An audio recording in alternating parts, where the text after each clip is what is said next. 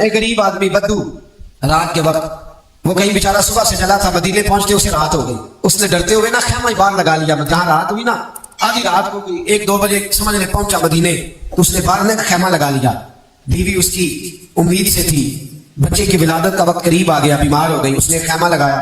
بیوی اندر ہے، حضرت عمر فاروق گشت پہ تھے رات کو، ساتھ ایک غلام تھا. حضرت عمر فاروق رضی اللہ تعالیٰ عنہ کہنے لگے وہ آگ جل رہی ہے تھوڑی سی، پتا کرو کون ہے. تو آپ کا غلام پتا کرنے گیا تو بدو نے ڈانٹ دیا، کہنے لگے جاؤ تمہیں کیوں بتاؤں. حضرت عمر خود گئے، کہنے لگے مسافر بھائی بتا تو صحیح. کہنے لگا نہیں چھوڑے، میں آپ کو کیوں بتاؤں، میں کون ہوں، کیسے آیا ہوں. فرمایا خیمے کے اندر سے کرہنے کی آواز آتی، کوئی درد سے چیخ رہا ہے، بتا ہمیں بات کیا ہے. کہنے لگا جی میں فلاں بستی فلاں علاقے کا ایک غریب ہوں، امیر المومنین عمر فاروق سے ملنے آیا ہوں اور رات ہو گئی ہے تو یہاں خیمہ لگایا ہے، صبح میں ان سے مل کے چلا جاؤں گا. تو رات کو تکلیف دینا پسند نہیں کیا تو میری بیوی امید سے تھی، اب بچے کی ولادت کا وقت قریب ہے، پاس کوئی نہیں. حضرت عمر کہنے لگے تو ٹھہر میں ابھی آیا.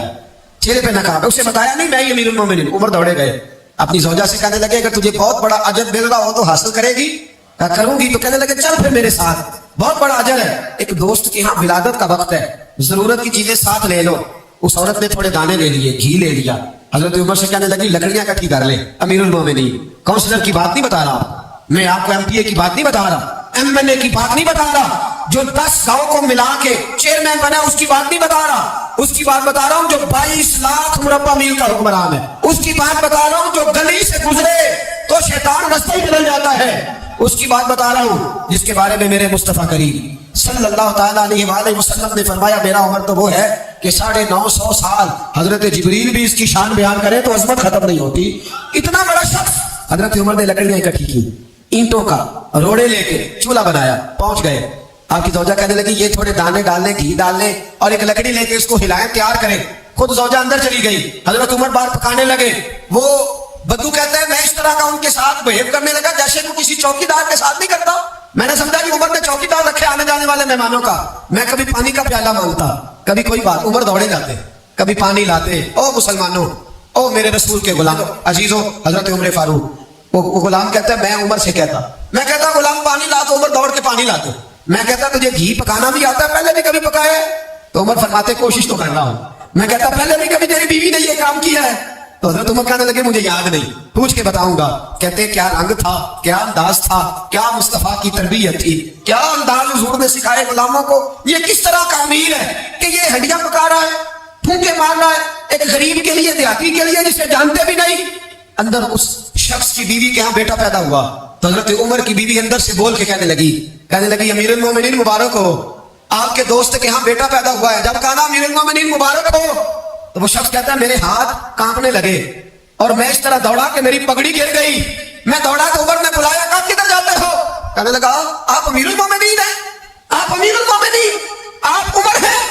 کیسے ہو، کس طرح جس کے نام سے کانپے آپ وہ ہیں جسے مصطفیٰ نے دعا مانگ کے اللہ سے مانگا وہ والے عمر ہے، جس کے لیے علی المرتضیٰ فرماتے ہیں میں روز دعا کرتا ہوں وہ والے عمر ہے، جس کے بارے میں ابو بکر صدیق نے فرمایا تھا کہ میں اللہ سے کہوں گا مولا جو تیرے محبوب کی امت کے حق میں سب سے بہتر تھا میں اسے خلیفہ بنا کے وہ والے عمر ہے.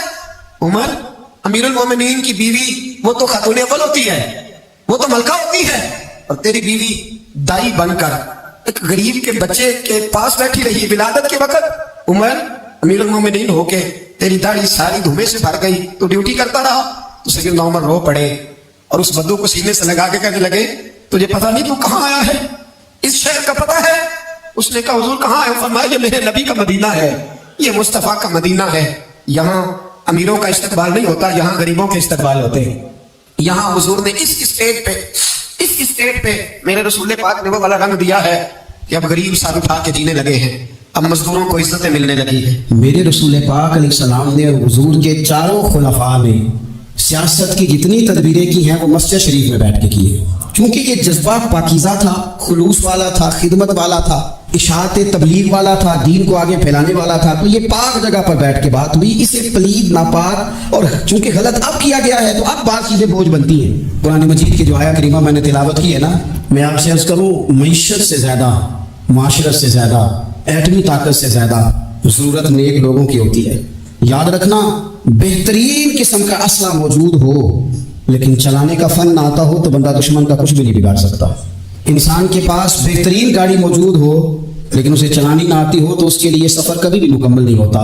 ہمارے پاس سارا کچھ ہے، دیانتدار لوگوں کی کمی ہے۔ لوگ کہتے ہیں معیشت کا کچھ کرو، معاشرت کا کچھ کرو، تو یہ قرآن دیکھیں اللہ کا کیا فرماتا ہے۔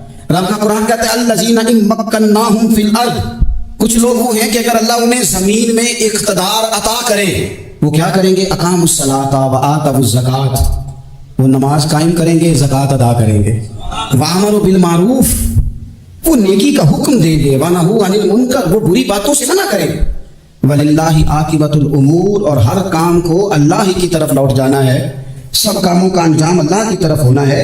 ان لوگوں کو رب اگر اقتدار دے، ضرورت بندوں کی زیادہ ہے کہ بندے دیانتدار ملے، یہ وہ لوگ نہیں ہوتے کہ انہیں مال مل جائے تو یہ عیاش ہو جاتے، بلکہ انہیں مال کے خزانوں کی کنجیاں ملے تو یہ رب کی غریب مخلوق کے لیے دروازے کھول دیتے، یہ نمازوں کا خیال کرتے ہیں، یہ دین کا ابلاغ کرتے ہیں۔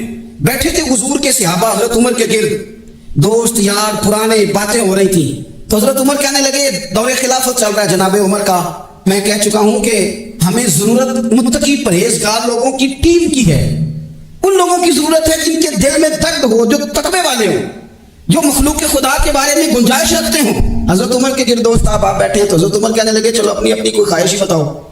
تو چونکہ حالات بڑے خراب تھے، قحط کا دور تھا، بعض جگہوں پہ غریبوں کو بڑی مشکل تھی، تو سب لوگوں نے صدقات اور خیرات کی ہی بات کی۔ ایک صاحب کہنے لگے میرا دل کرتا ہے کہ زمین غلے اور اناج سے بھر جائے ساری اور میں اللہ کی مخلوق میں بانٹ دوں۔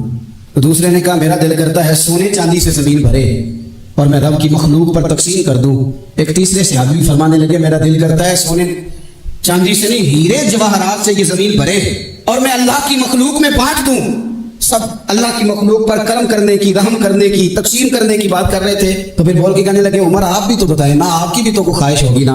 حضرت عمر دیر تک خاموش رہے، پھر ٹھنڈی آہ بھری، فرمانے لگے میرا دل کرتا ہے یہ زمین حضرت معاذ بن جبل جیسے لوگوں سے بھر جائے، میرا دل کرتا ہے یہ زمین حضرت حذیفہ بن یمان جیسے لوگوں سے بھر جائے، میرا دل کرتا ہے یہ زمین حضرت ابو عبیدہ بن جراح جیسے لوگوں سے بھر جائے، یہ زمین ان لوگوں سے بھر جائے اور میں پھر ان سب لوگوں کو ساتھ ملا کے زمین پہ رب کی اطاعت کا چلن عام کر دوں، لوگوں کو رب رسول کا فرما بردار بنا دیا جائے۔ خیر والے لوگوں سے زمین بھرے، میری خواہش یہ ہے جب خیر والے لوگوں سے زمین بھر جاتی ہے پھر معیشت بھی ٹھیک ہو جاتی ہے، معاشرت بھی ٹھیک ہو جاتی ہے، دفاعی محاذ پر بھی لوگ کامیاب ہو جاتے ہیں، تعلیم اور صحت کے شعبوں میں بھی مضبوطی آتی ہے۔ شرط یہ ہے تم نے پوچھی ہے امامت کی حقیقت مجھ سے، خدا تجھے میری طرح صاحب اسرار کرے، ہے وہی تیرے زمانے کا امام برحق جو تجھے حاضر و موجود سے بیزار کرے اور موت کی شکل میں دکھلا کے تجھے رخ یار، زندگی تیرے لیے اور بھی دشوار